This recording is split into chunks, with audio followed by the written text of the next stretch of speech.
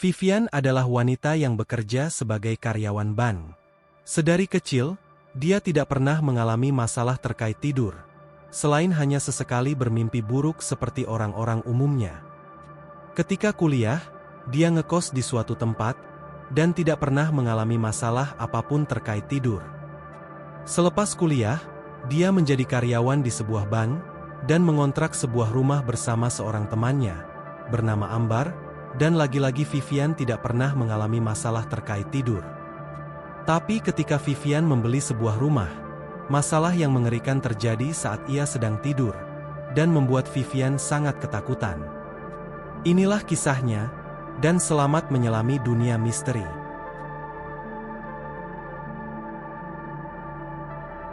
Kisah menakutkan ini dimulai ketika Vivian membeli sebuah rumah lewat KPR. Ada sebuah kompleks perumahan baru yang dibangun tidak jauh dari bank tempat Vivian bekerja. Jadi Vivian lalu terpikir untuk membeli satu unit rumah di sana, daripada terus-menerus mengontrak. Singkat cerita, Vivian pun lalu menandatangani akad pembelian satu unit rumah di perumahan tersebut lewat sistem KPR. Setelah mendapatkan kunci rumah, Vivian mulai memasuki rumah barunya. Ia membeli beberapa perabot dan hal-hal penting lain untuk mengisi rumah tersebut, agar kebutuhan di dalamnya terpenuhi. Dari sofa untuk menerima kawan yang datang berkunjung, layar televisi untuk hiburan, sampai barang-barang kebutuhan di dapur untuk memasak sewaktu-waktu. Lalu Vivian pun mulai tinggal di rumah barunya. Sejak awal, Vivian telah meminta Ambar, teman kerja sekaligus teman ngontraknya, agar menemani Vivian saat pertama kali tinggal di rumah baru, setidaknya sampai seminggu. Ambar setuju saja. Ia memahami Vivian tentu butuh beradaptasi dengan rumah barunya, dan dia siap menemani. Jadi, sejak pertama kali tidur di rumah itu, Vivian ditemani Ambar. Sepulang kerja dari bank, Vivian dan Ambar memang berpisah. Vivian ke rumahnya sendiri, sementara Ambar ke rumah kontrakan. Tapi setelah maghrib, Ambar datang ke rumah Vivian, dan siap menemani temannya sampai besok pagi. Hingga 3 hari berturut-turut, Ambar melakukan hal itu, dan bisa dibilang tidak ada masalah sama sekali. Di rumah Vivian ada sebuah tempat tidur berukuran besar, dan setiap malam ia tidur bersama Vivian di tempat tidur itu. Seperti yang disebut tadi, dari malam pertama sampai malam ketiga tidak ada masalah apapun. Tetapi, pada malam keempat, sesuatu terjadi dan membuat Vivian serta Ambar ketakutan setengah mati. Pada malam keempat, seperti biasa Ambar datang ke rumah baru Vivian di perumahan. Suasana di perumahan itu belum ramai, karena baru ditinggali sebagian orang yang membeli rumah di sana, dan masih banyak rumah yang masih kosong, entah belum terbeli atau karena pembelinya belum mulai menghuni. Yang jelas, malam itu terasa biasa, dan Vivian serta Ambar beranjak tidur sekitar pukul 10 malam. Ketika masih terlelap dalam tidurnya, Ambar tiba-tiba terbangun karena mendengar Vivian menjerit-jerit di sebelahnya. Ambar seketika bangun, dan melihat apa yang terjadi. Vivian masih berbaring di tempatnya, kedua matanya terbuka, dan dia menjerit-jerit, sementara kedua tangannya bergerak-gerak seperti mengusir sesuatu. Ambar mengira Vivian bermimpi buruk. Jadi ia pun lalu menepuk-nepuk pipi Vivian, mengguncang tubuhnya, agar Vivian terbangun. Sesaat kemudian, Vivian seperti terbangun atau tersadar, tapi dia menunjukkan ekspresi ketakutan. "Nyalakan lampu," kata Vivian pada Ambar saat itu. Kamar waktu itu memang hanya diterangi lampu tidur yang remang-remang. Ambar pun segera turun dari tempat tidur, dan segera menyalakan saklar lampu hingga kamar terang benderang. Setelah itu Vivian duduk di atas tempat tidur sambil memandangi seisi kamar dengan ekspresi ketakutan. Ambar bertanya ada apa, dan Vivian mula-mula hanya diam. Ambar bertanya, "Kamu barusan mimpi buruk?" Vivian masih terdiam. Ambar lalu berinisiatif untuk mengambilkan air minum buat Vivian. Jadi dia lalu beranjak keluar kamar. Ketika akan membuka pintu, Ambar agak heran karena mendapati pintu kamar tidak menutup rapat. padahal seingatnya ia sudah menutup pintu itu rapat-rapat sebelum tidur. Tapi Ambar lalu mengabaikan hal itu, dan segera berlari ke dispenser untuk mengambilkan air minum buat Vivian. Setelah meminum segelas air putih, Vivian lalu mulai berbicara dengan ekspresi takut-takut, "Aku tadi kayak mimpi buruk, tapi rasanya benar-benar nyata." Vivian menceritakan bahwa tadi, saat ia masih terlelap dalam tidur, ia merasakan ada sesuatu yang berat menindih bagian perutnya, sampai ia merasa sesak napas. Dan ketika matanya mulai terbuka, Vivian melihat ada sesosok makhluk besar menakutkan sedang duduk di atas perutnya. Vivian pun seketika menjerit-jerit sambil menggerak-gerakkan tangannya untuk mengusir makhluk menakutkan itu. Tapi makhluk yang menduduki perutnya cuma menyeringai menakutkan. Makhluk itu baru mau pergi setelah Ambar di sebelahnya terbangun, lalu menepuk-nepuk pipinya hingga Vivian benar-benar tersadar. Vivian berkata, "Rasanya kayak bukan mimpi, karena aku merasa benar-benar melihat makhluk itu." Malam itu, Ambar berusaha menghibur Vivian, dan meyakinkannya kalau itu cuma mimpi buruk. Ketika sadar kalau saat itu masih jam 2 pagi, Ambar pun meminta Vivian kembali tidur. Tidak lama kemudian Ambar sudah kembali terlelap, sementara Vivian butuh waktu lebih lama untuk kembali tidur. Sampai keesokan paginya, tidak ada kejadian apa-apa, dan Vivian serta Ambar berangkat kerja di bank seperti biasa. Setelah seharian bekerja, malam harinya Ambar kembali datang ke rumah Vivian di perumahan, untuk menemaninya tidur. Ini adalah malam kelima Ambar menemani Wulan. Semula, Ambar maupun Wulan mengira peristiwa mimpi buruk kemarin malam tidak akan terulang. Namanya mimpi, ia hanya datang sesekali. Namun, ketika sedang terlelap dalam tidur, Ambar kembali terbangun karena mendapati hal yang sama seperti kemarin malam. Di sebelah tempat tidurnya, kedua mata Vivian tampak terbuka dengan ekspresi ketakutan, kedua tangannya seperti menggapai-gapai, sementara mulutnya menjerit-jerit. Ambar pun melakukan hal sama seperti malam kemarin. Ia tepuk-tepuk pipi Vivian, sampai mengguncangkan tubuhnya.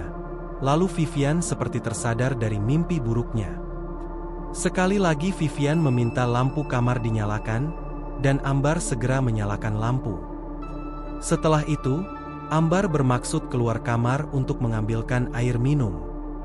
Pada saat itulah Ambar kembali menyadari bahwa pintu kamar tidak dalam kondisi tertutup, meski ia yakin sebelumnya pintu telah tertutup rapat sebelum ia dan Vivian tidur. Malam itu, Vivian kembali menceritakan sesuatu yang sama seperti malam kemarin, bahwa ia merasa didatangi makhluk mengerikan yang lalu menduduki perutnya, sampai ia sesak napas dan ketakutan. Vivian mengatakan bahwa makhluk yang mendatanginya persis sama seperti yang ia lihat di malam kemarin. Sama-sama bertubuh besar, hitam dan berbulu, sementara wajahnya tampak sangat menakutkan. Ambar menengok jam dinding di kamar, dan ia mendapati pukul 2 dini hari, sama seperti kemarin malam. Ambar jadi merasa gelisah. Ia dan Vivian terbaring di tempat tidur, dengan lampu kamar yang masih menyala, dan mereka sepertinya butuh waktu lebih lama untuk dapat kembali tidur. Karena 2 kali mengalami mimpi buruk yang membuatnya ketakutan, Vivian jadi khawatir untuk kembali tidur di rumah barunya. Ia takut mimpi buruk itu kembali datang untuk ketiga kalinya.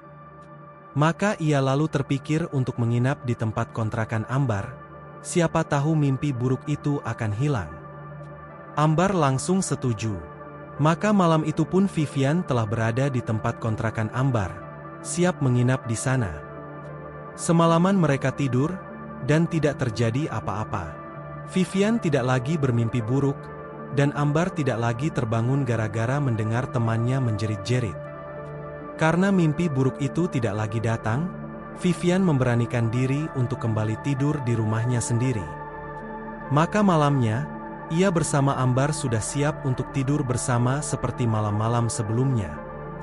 Malam itu, saat berada di rumah Vivian dan telah bersiap untuk tidur, diam-diam Ambar sebenarnya khawatir. 2 malam sebelumnya, saat ia terbangun karena mendengar jeritan Vivian yang bermimpi buruk, ia mendapati waktunya selalu pukul 2 dini hari. Dan ketika keluar kamar untuk mengambilkan minum buat Vivian, Ambar juga mendapati pintu kamar tidak tertutup rapat. Padahal seingatnya ia telah menutup pintu sampai rapat sebelum tidur. Ambar tidak berani mengatakan hal-hal itu pada Vivian, karena tidak ingin membuat Vivian makin takut. Dan sekarang Ambar kembali menemani Vivian tidur di rumahnya. Tanpa diketahui Vivian, diam-diam Ambar mengunci pintu kamar. Tidak hanya menutupnya seperti malam-malam sebelumnya. Ambar tidak yakin dengan hal itu, tapi ia berharap kali ini Vivian tidak lagi mengalami mimpi buruk seperti 2 malam sebelumnya. Malam itu, Vivian memang tidak mengalami mimpi buruk, tapi Ambar kembali terbangun dari tidurnya karena mendengar sesuatu. Bukan jeritan Vivian, tapi gedoran di pintu kamar. Ambar terbangun saat mendengar pintu kamar seperti didorong-dorong dengan sangat kuat, sampai menimbulkan suara seperti gedoran. Dengan panik, Ambar lalu membangunkan Vivian, dan Vivian seketika ketakutan saat ikut mendengar suara gedoran di pintu kamar. Dengan jantung berdebar-debar, Ambar berbisik pada Vivian bahwa dia telah mengunci pintu kamar saat tadi mereka akan tidur. Suara gedoran atau dobrakan di pintu kamar terus berlanjut, dan Ambar maupun Vivian sama-sama takut kalau sesaat lagi pintu kamar akan jebol akibat dobrakan itu.